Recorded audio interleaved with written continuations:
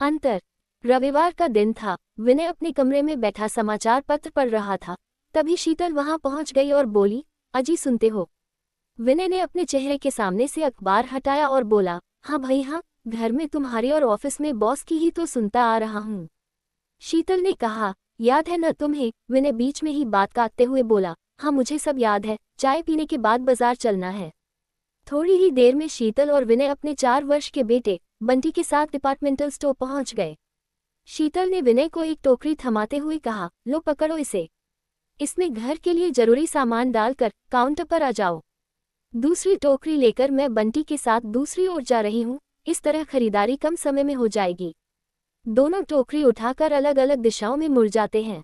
दोनों अपनी अपनी टोकरों में घर का सामान रखते जा रहे थे। कुछ ही समय बाद दोनों सामान लेकर कैश काउंटर पर आते हैं।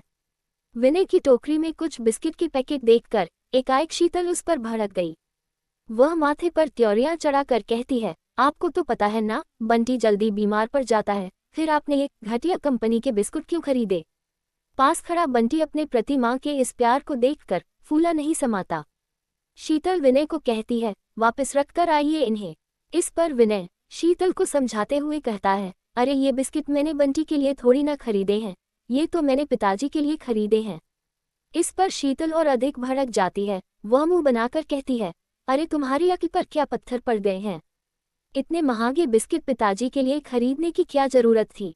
वह अपनी टोकरी में से 2 बिस्किट के पैकेट निकाल कर दिखाती है और कहती है, देखो मैंने ये बिस्किट खरीदे हैं, पिताजी के लिए, बिल्कुल आधे दाम में मिले हैं।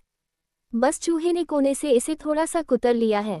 पास में बंटी मौन खड़ा इधर उधर देख रहा है। वह मन ही मन डर रहा है कहीं उसके माता पिता की बातें कोई सुन तो नहीं रहा।